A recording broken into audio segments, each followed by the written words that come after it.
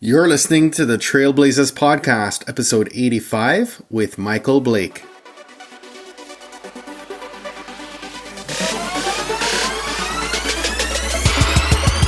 You're listening to the Trailblazers Podcast, where we will explore the stories of successful Black professionals. Join us as we highlight the knowledge, resources, and tools of these accomplished trailblazers to help provide the know-how, confidence, and motivation you need to blaze your trail.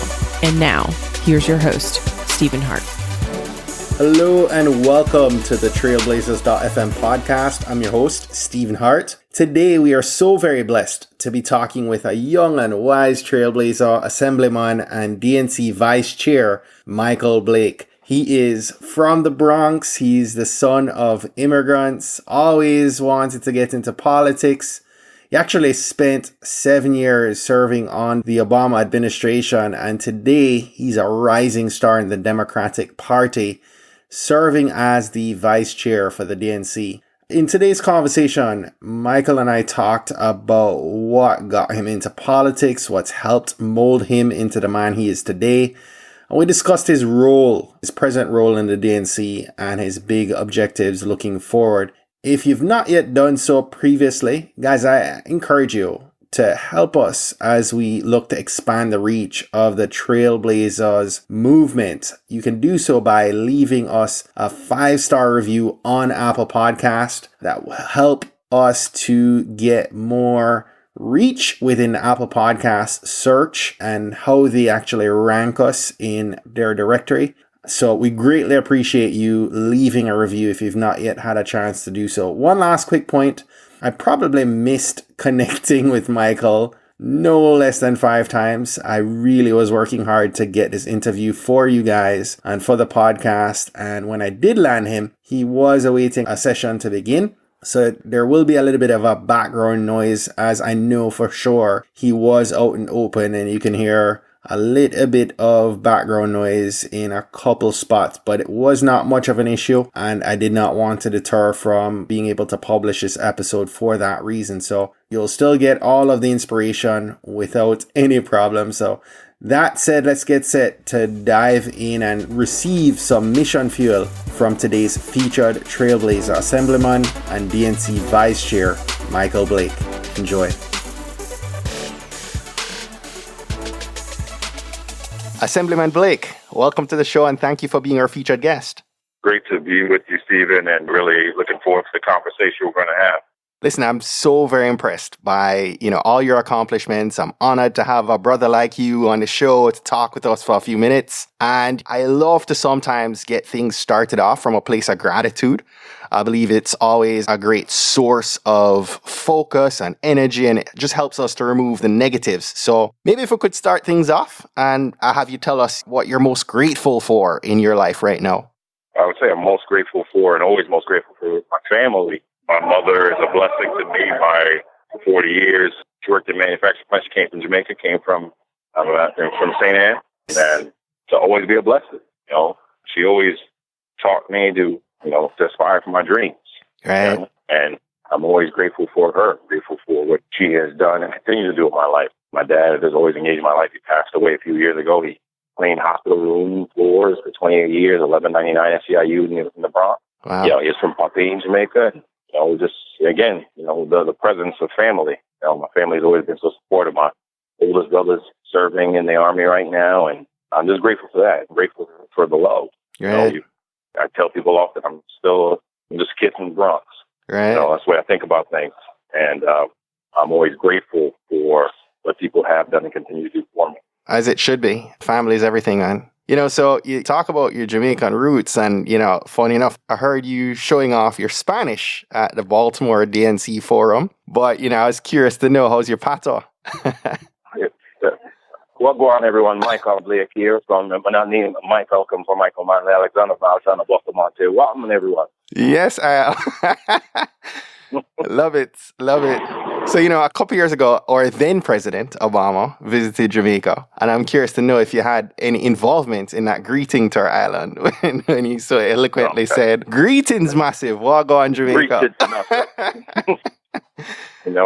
The woman who succeeded me in our role, directing African American outreach, her name is Heather Foster. She like me, is a child of Jamaican descent, and she had the great honor of leading our team at the White House during that time. Nice. And so, She prepped him. I was able to watch in pride as we passed it from one child of Jamaican descent to another. It goes without saying to have the honor to work for the first African American president and have him go back to JA. Yes. That's to your earlier question. When you say Jamaica, land we love. That's exactly the epitome of that. You have that kind of moment happen there. Absolutely. Always a warm time, warm moment in many memories of our former president. On a more serious note, I'd love you to maybe take us back for a quick minute. I'm curious to know, when did you first discover that politics was what you're meant to do with your life? I'd say that I just always had a passion for it. I always had an interest with it and around it, whether it be being the president of my youth group at my church for 4 straight years, whether it be senior class president at my high school, whether it be student government in college and Northwestern University. I've always had a passion for it. I really do believe that there is no more comprehensive way to help people than through public service. Right. And I've always had that passion for, and it's both sides of it, because there's a very big difference between a campaign versus governing. Yes. And while you can enjoy the aspects of winning, the real goal is how do you help somebody? And what are you doing to go help someone? And so, that has been an appreciation. And there's a great appreciation and a joy around it. And, I think when probably that first race, 13, with it in church, where you step up to the mantle to help and lead and serve, that's when you really have it crystallized that your decisions matter. The reality is, everything that we do impacts someone's life, and that has sustained with me. And I'm always saying, what are we doing to help someone today? What are we doing to tactically and practically help someone today? And at the end of the day, that is why we're here, and that is why we do this work. Right. Love that. So, you have a bio at your age that most people would envy. And I'm interested, I hear you mention the passion and at the core, making sure that you're helping people. But walk us through how did you actually go from sculpting yourself, right? Go about sculpting yourself into the kind of person that stands out and gets the kind of positive attention. As I mentioned a moment ago, you have the likes of Barack Obama who see what you're doing and are able to help mentor and mold the person that you've become today. How were you able to step into the right places at the right time and take the right kinds? What were those right kinds of action that led you along this path? Well, I think the best way to think about it is, first it's, grace, favor, and mercy. There's many talented people, that are always ready and willing to serve, and the reality is I was born in the Bronx, but, there are a lot of people who are unfortunately born into tougher situations. Yeah. And, grace, favor, and mercy is the first step, and realizing that you are probably not the smartest person in the crowd, right? And having that willingness and that selflessness and that humility to understand that. But then, when you get into the spaces, what do you do in those spaces? What will you do? It's like the story I heard a few weeks ago about how there was a coach that was going to be meeting Kobe Bryant to help him prepare. And if I remember the story correctly, he was supposed to be arriving at 6 a.m. And when he arrived, he could see Kobe was already in a full spec, and Kobe already been there for 20 minutes. Wow. It's, you listen to Urban Meyer, for example, who was a coach at Ohio State, who he said in an interview, that he's obsessed with perfection, that he always wants to get better and keep growing. I think the reality is a key reason we've been successful, of course, because of God's grace, is we put in the work. Yes. We tell our team all the time, proper preparation prevents poor performance. Yes.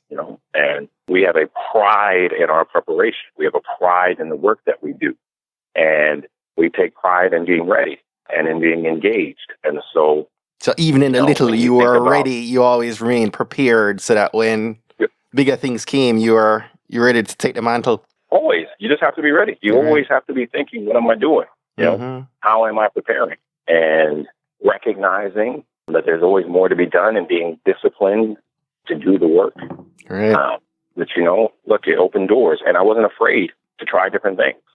So when we had the chance to move forward and go to Northwestern, and then from there, be able to move forward and be engaged to apply for a job to work for the TV station at Comcast Sportsnet, and then move forward and apply for an internship with Jeff Schoenberg, a state senator in Illinois, and do that while still working full time, and balance that with then applying for and being accepted into a training program for Yes We Can with Barack Obama. He was a U.S. Senator in 2006. To do those steps and to say, you know what, I'm going to run for office, and I'm going to believe that we can make this happen. I'm going to put in the work. You can't be afraid to realize and live out your dream. Yes. And you have to then be able to put in the work to realize it. A dream will remain a dream unless you're willing to put in the work to make it real life. Mm-hmm. Would you go back and tell your 20-year-old self to change anything? Oh, there's always things you can change. There's just more work to always be done. Probably continue to live life more, right? Mm-hmm. It's the understanding that you have to find more ways to be engaged.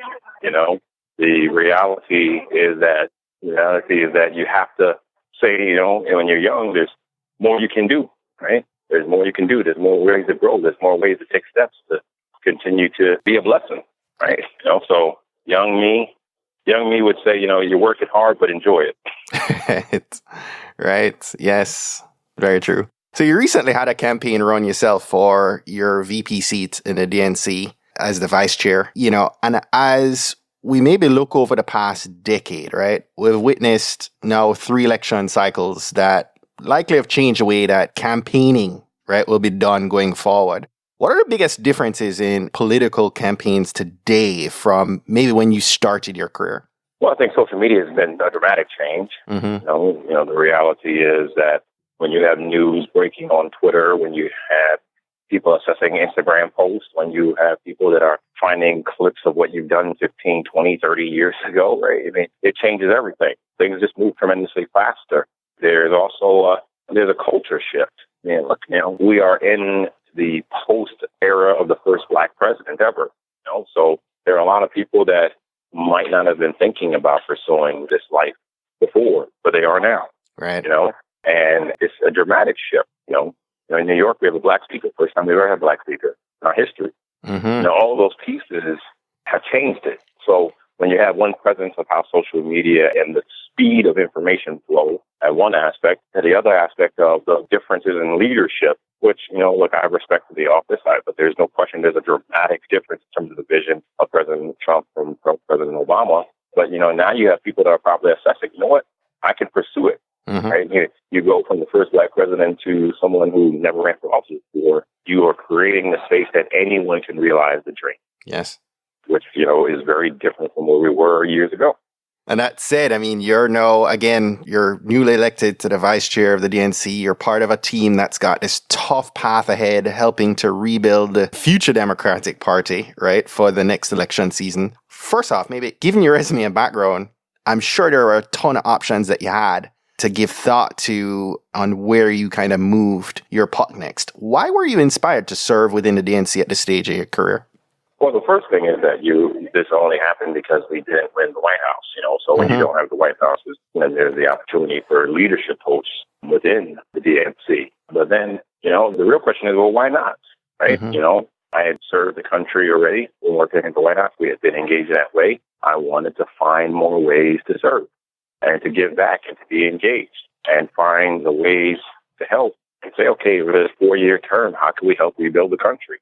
Right. How can we get more people involved? And this is, again, that indication of what happens when you are doing the work. If we had people who had seen us do work for a decade, right?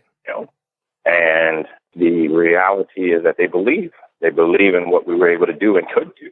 And, we were very clear. We wanted to talk about how do we build the bench of getting more people involved in local office.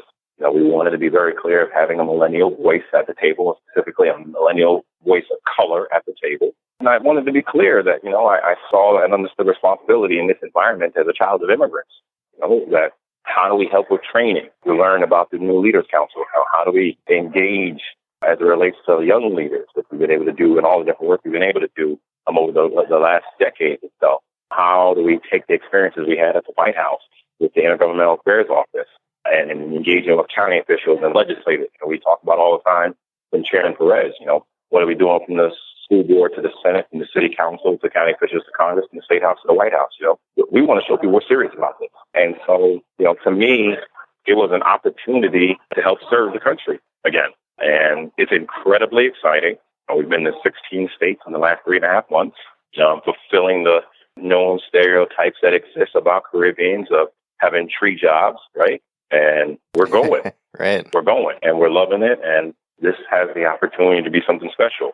And if there's anything else, if someone decides to run for office that wasn't thinking about it before, someone decides to join a campaign that hadn't thought about it before, someone thought about participating in a training or taking their skills in technology and law and finance and communication and applying it to public service. If it leads to someone who was previously sitting on the sidelines saying, I won't sit on the sidelines any longer, getting involved, then it made all of this work. Right. What are you hearing from the Democratic community? Because I'm sure you're getting, tons of requests and thoughts, and the needs of the community as a whole has to be very challenging to put in place, right? And to actually see things, to move things forward, right? What are you hearing from them that is most challenging to kind of put in place? I mean, people want a positive message. We can't just say we're against the other guys. They want to know why we're for them. Mm-hmm. And so they want to hear us convey that. And we want to convey the clear pillars of our vision. We're fighting for opportunity for all while they're fighting for opportunity for some. And so people want to hear that. They want to know that we're going to say, we're the Democratic Party. We are the party that fights for better jobs and better public education in all aspects of education and better healthcare and affordable healthcare and retirement security and standing up for our veterans and standing up for the LGBTQ community and standing up for Muslims, standing up for the Jewish community, standing up for Christians, that if you attack any of us, you attack all of us. People want to hear a very positive, clear message. And that's what we're hearing all over the place. And they want to know that we're going to engage on the ground and that they want to know that we're not going to be an entity that's just thinking about it every 4 years, but we're thinking about organizing all the time. And so we're excited. And this year, you have gubernatorial races in New Jersey and Virginia, but you also have local races in Washington for their state senates. You have mayor's races in Charlotte and in Birmingham, places all across the country. We want people to understand that you have an ability to do something now. And that's what people are saying. They want to figure out, how do I turn this energy into something good now? How do I get involved now? What do I need to do now? And that's the thing for me, Michael, I'm like thinking through, how we shift from this approval mindset to a results mindset, right? Like not just being, saying all the right things, but actually seeing results, right? Well, no question, but it's also that recognition that, people are getting involved. The fact that we were having conversations and the media was talking about Kansas special election and Montana special election and Georgia special election and South Carolina special election. When you asked me earlier about the differences 10 years ago, would we as a country be talking about special elections in these congressional districts? Right. We weren't like this before. Right. So it's an indication that the participation is even exciting, right? People are just like, hey, I want to do something. I don't even know exactly what I want to do, but I want to do something. And so our job now is to turn that energy into constant progression and to also educate people that sometimes you may not get across the finish line, but you can still learn, right? Yes. You can still be a part of this, and you can't stop. And you have to be a part of the change all the time. You hit the nail on the head there a second ago.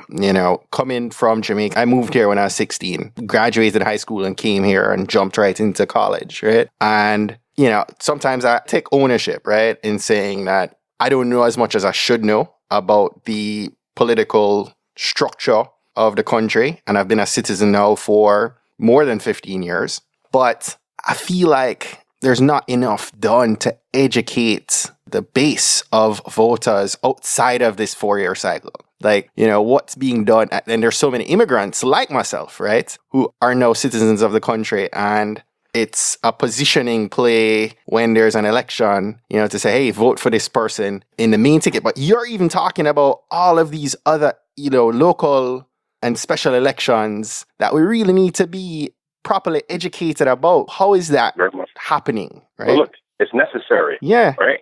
You think about here in New York, the city council is engaged in a lot of work that they do on the ground. But as a state legislator, we have $150 billion budget we vote on every single year. That's funding for your schools. That's infrastructure. We changed the law now so that 16 and 17-year-olds are not tried as adults as it relates to criminal responsibility. We were able to become the first state in the country last year for the My Brother's Keeper program. $20 million to help focus on changing the narrative for Black and brown boys across our state. Yes. The reality is, like, That's how you have change. Change happens on the ground, you know, and the recognition is, and when people are saying, you know what, so I want my pothole fixed, well, call your city council member and be engaged in that way. You know, I want the change that happened in the community by having a street naming and the name of Khalif Browder, who was the young man, which was the impetus and the name around the Raise the Age campaign. No, that matters for someone what they saw in the crowd. It matters when they understand. But what we have to do is communicate to people what we do. You know, people too often have no clear understanding what we're doing. Right. And so you have to have a continual campaign. You know, I tell people, you got to think about this as if someone was going to the party, right? If there's that hot party that's coming up in a few weeks, you're going to hear promotion on the radio. You're going to have flyers going around. Right. You're going to have people telling you why I got to get to my spot, why you have to be here. Let me tell you why this is going to be different from everyone else.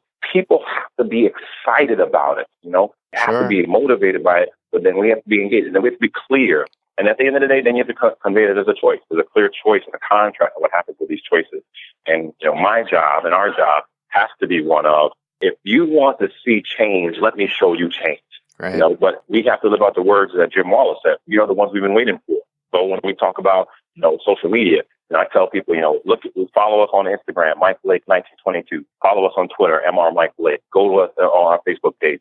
Find us on Michael Blake or Michael Blake. Find us on LinkedIn. And what you do then, you'll see what we're doing here. Let's show you what's going on at the state capitol. Let me show you what we're doing in our local community event. Let me show you what's going on when we're traveling across the country. Let me talk to you and have you meet with this local elected official. Let me do all these different steps so we can do something together. Right.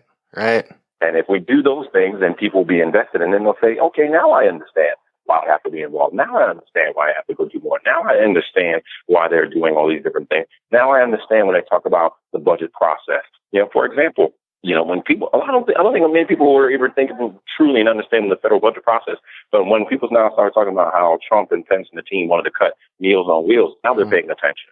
Right? They're paying attention when you're saying that 23 million people will lose their health care. What does that mean on the ground? That means states then have to make decisions on the ground to address that matter. So we have a responsibility for that education process and to demonstrate that we have to be a part of the change all of the time. We cannot be part-time, temporary change makers. We have to be fully committed to creating change all of the time.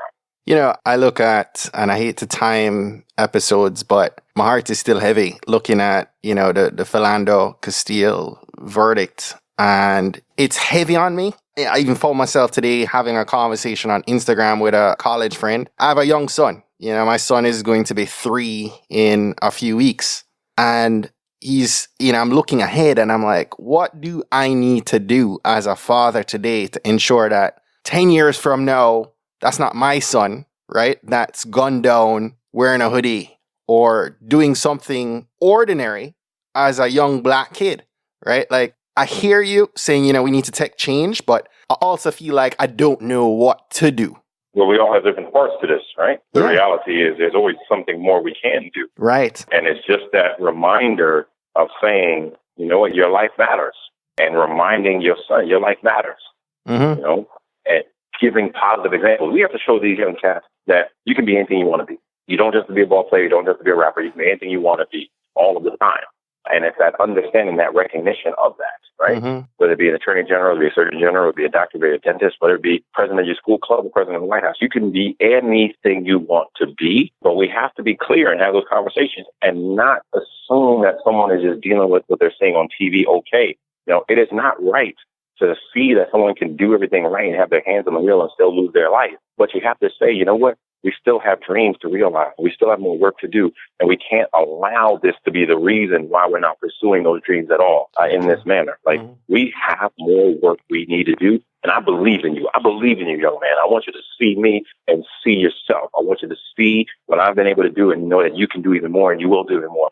You have to be the face of hope for somebody. Right. And so when you do those things, then it changes the game. And that's why we talk about from My Brother's Keeper, changing the narrative. Yes. What are we doing? The hashtag changing the narrative so that they can see hope. And that's one of the reasons why I decided to do what I do.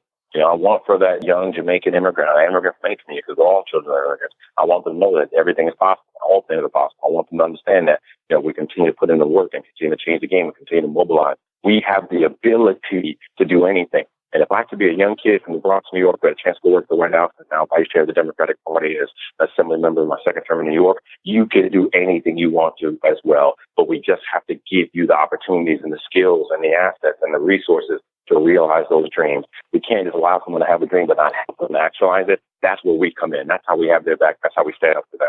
Great advice here. I'd love to expand on that and maybe have you share, your best advice to young politicians now entering this space, looking to establish themselves and raise awareness about their beliefs and their platform. What would you tell that young politician? Well, look, elections are about the numbers. At the end of the day, it's who has more who than who at the end, all right? So how do you look at doors and dollars? How do you recognize in the previous 3 elections what were the votes that happened in the primary election and the general election? Then assess that average number. What was the amount of money that was raised in those last 3 similar types of elections? Meaning that if I'm looking at a state house race that I'm considering running for, then look at the last 3 state house races in that district.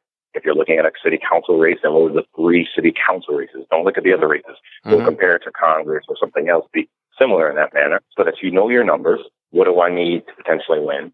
How do I build out a calendar from there, working backwards to determine, okay, what do I need to do every single day? What do I need to have growth every single day? And then be very clear with yourself and ask yourself this declaring question. What is my why?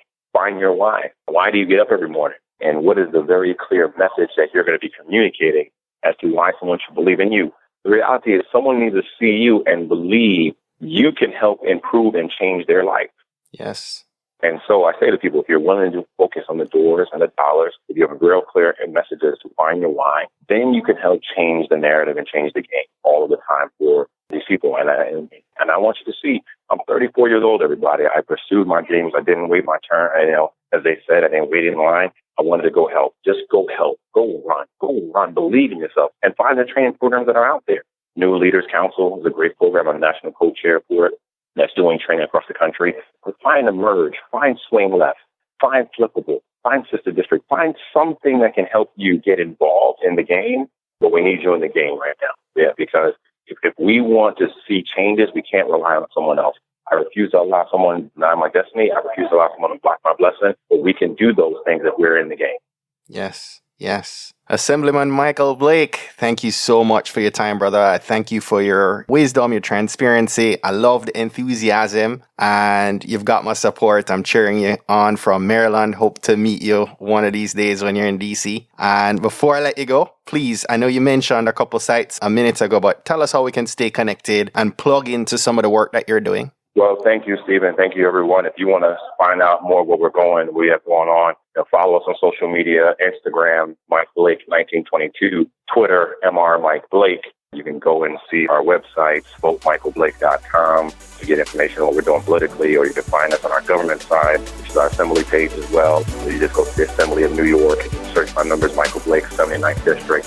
But I'm asking people just to believe in what we're trying to build right now. Find us, and we're growing. We're trying to grow something special. And if we continue to do that, again, we'll live out the words. We are the ones who've been waiting for it. And this is our moment. This is our time. So we'll realize those dreams and realize those dreams right now.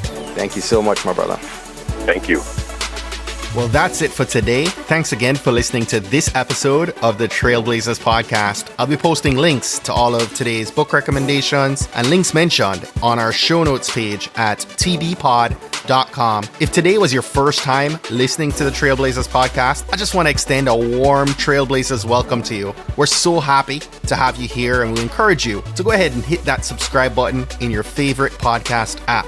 Go ahead and browse through some of our past episodes to keep the knowledge flowing. If you're a fan of the podcast and today's content, and you're maybe already subscribed to the podcast, please continue to share and invite your friends, your family, your colleagues to listen to an episode that you think might impact them most. We believe that someone listening to these inspiring stories will be moved to make significant changes that will have generational impact for many others, both now and well into the future. Don't miss next week's episode. New episodes are released each and every Monday by about 5 a.m. Eastern. Trailblazers, jump off this podcast today. Go find a way to rise above, go way beyond, and keep blazing your trail.